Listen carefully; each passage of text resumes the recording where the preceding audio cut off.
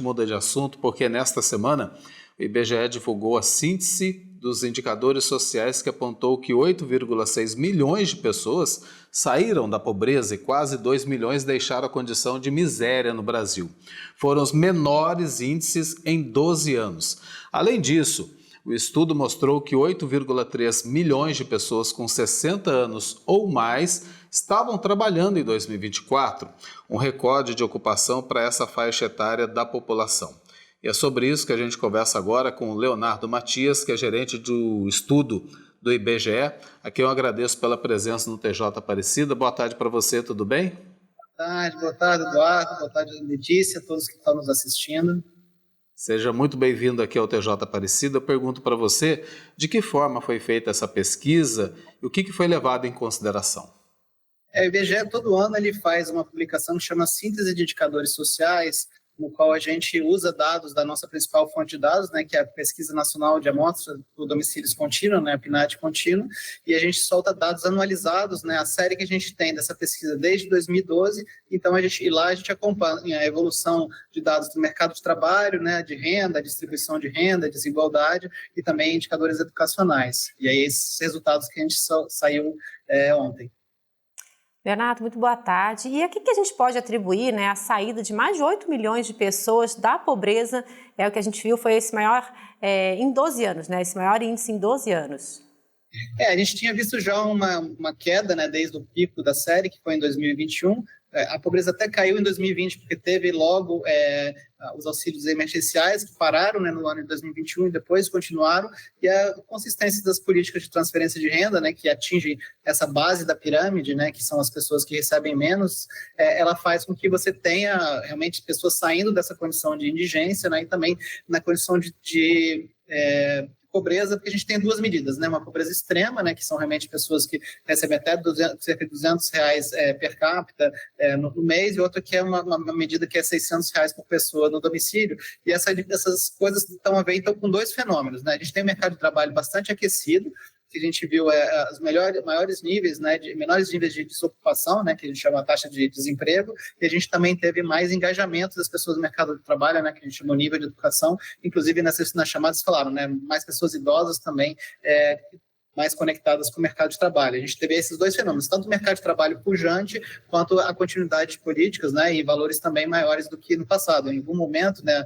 o Bolsa Família estava bem congelado, né? Isso também fez com que se perdesse a condição, e hoje realmente você tem uma política que atinge, né, mais essa população e tira muitas pessoas da pobreza. Leonardo, trazer outro dado importante que faz parte dessa pesquisa, desse estudo, que apontou ainda que a diferença salarial entre homens e mulheres é grande, né? E que entre trabalhadores brancos e pretos isso é ainda maior. Essa realidade é em todo o Brasil ou é predominante em alguma região do país?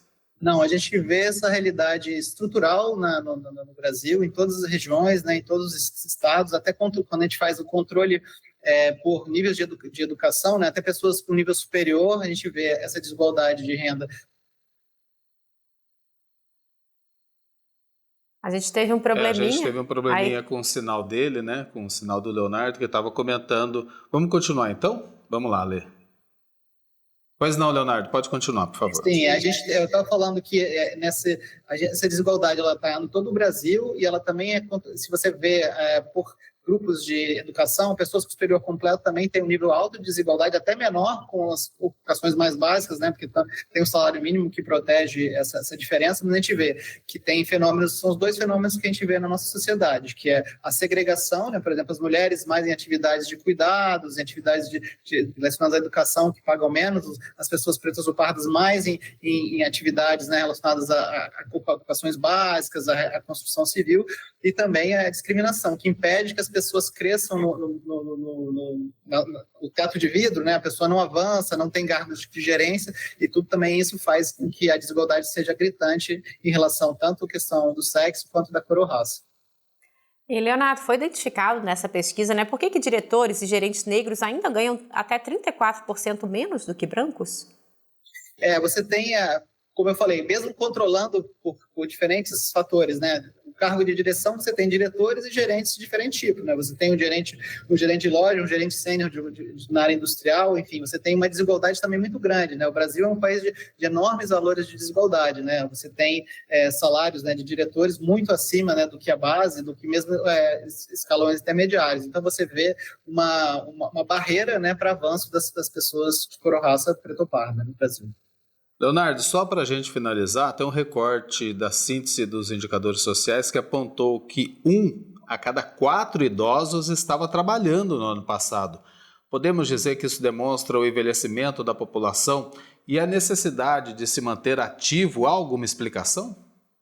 A gente viu na série histórica, né, o maior engajamento em 2024, isso tem a ver com o mercado de trabalho também, né? Quanto mais dinâmico, ele mais abarca, dá mais oportunidades, né? Tanto para aqueles que normalmente estão no mercado de trabalho e outros que estão menos oportunidades, né, como os jovens e idosos, e tem 2 outros fenômenos. A gente tem um envelhecimento da população, né? A gente tem hoje cerca de 20% da população com mais de 60 anos. No início da série, que a gente estuda em 2012, era apenas 14%, então mais pessoas engajadas no mercado de trabalho. As reformas previdenciárias também, que empurram a aposentadoria para frente, e a gente vê também um engajamento, sobretudo em ocupações de conta própria, que são pessoas que buscam complementar o rendimento. Inclusive, a maioria dos rendimentos das aposentadorias no Brasil são salário mínimo, né? As pessoas necessitam de recursos, né, na velhice. A gente tem o fenômeno da inflação médica, né, a dificuldade de acesso a medicamentos, os custos, né, da medicina, também pelo avanço tecnológico, né, porque as pessoas vivem mais, então tudo isso leva a um maior engajamento no mercado de trabalho. E a tendência deve ser essa, né, que a população brasileira ainda envelhecendo, enfim, cada vez pessoas com mais idade também no mercado de trabalho. Leonardo, muito obrigada pela sua participação com a gente aqui no TJ Aparecida. A economia brasileira teve uma pequena variação de 0,1% no terceiro trimestre deste ano.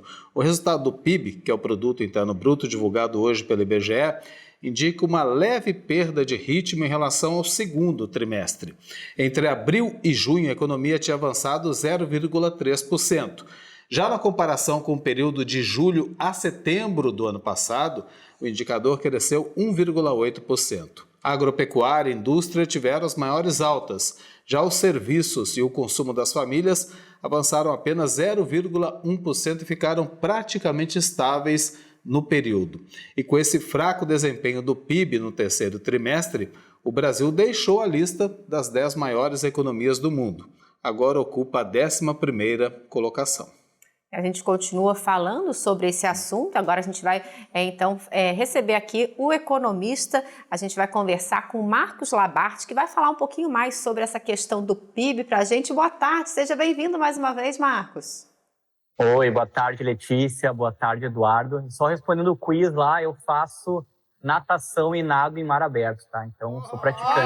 Sensacional! Muito bom, Marcos. Parabéns, Marcos. É isso aí. Marcos, eu queria que você falasse para a gente o que representa, né, para a economia brasileira essa variação de 0,1% no PIB no último trimestre. Bom, representa que a economia brasileira ela está realmente agora desacelerando, né? A gente sabe que a taxa de juros no Brasil de 15% é praticamente uma das maiores dos países grandes, né?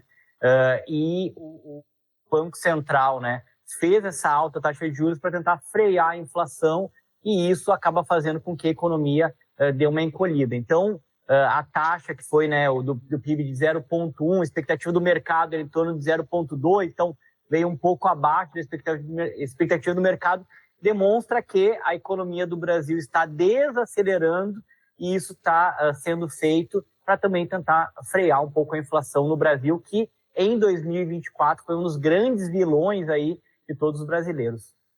Marcos, boa tarde para você. Quando a gente fala de PIB, né, parece um pouco distante do brasileiro em comum, em geral, né? Então, traduzindo para ele, né, essa perda em relação ao trimestre anterior, quando o PIB, eu até falei, ficou em 0,3%, quer dizer que a economia desacelerou? O poder de compra do brasileiro diminuiu? A gente teve aí, nesses meses, né, do terceiro trimestre, aí, em torno de 3,2 trilhões, né, de tudo que foi realizado. Mas dos pesos maiores da balança do PIB, a gente sabe que é a parte de serviços e consumo. Então, se a gente olhar onde tem um peso alto, a gente vê que teve uma desaceleração maior, né? Se a gente for olhar, a exportação subiu 3,3%, mas tem um motivo. Com as tarifas do Trump, o mercado se antecipou e começou a exportar antes. Então, nesse período aí, teve uma razão por que o PIB do Brasil subiu no setor de exportação. Mas se a gente for olhar onde a balança mais pesa, que é na parte de consumo, na parte de utilização, né, de serviços, realmente a gente vai ver que a economia brasileira desacelerou. E até como você mesmo se referiu, né, Eduardo, no começo, o Brasil agora vai para 11º colocado. E olha só, a Rússia, que está em guerra, passou o Brasil. Uma coisa, né? Exatamente. E Marcos, a gente está falando que apesar dessa desaceleração nesse trimestre, em relação ao ano passado, está melhor. O ano passado, nesse mesmo período, teve um crescimento de 1,8%. Então, realmente tem uma diferença bem grande. E a expectativa até é que esse último trimestre também seja... Porque quando a gente fala de 0,1, a gente está falando de quase zero, né? Então, a gente está falando que realmente a economia brasileira está, né, digamos assim, parada, não está crescendo, né? Então, a gente está vendo que as medidas que o Banco Central vem realizando estão tomando força na cadeia produtiva por estar desacelerando a economia brasileira, mas a gente sabe também que o governo quer acelerar a economia brasileira, então parece aquele carro que um lado quer acelerar, outro lado quer frear. Tomara que esse motor não quebre, por favor, né, Letícia? E não deixa a gente na mão, né, principalmente. Marcos, obrigado, viu, mais uma vez pela presença aqui no TJ Aparecida, sempre sendo muito claro, esclarecendo essas coisas de economia para a gente poder entender um pouco melhor. Boa tarde para você.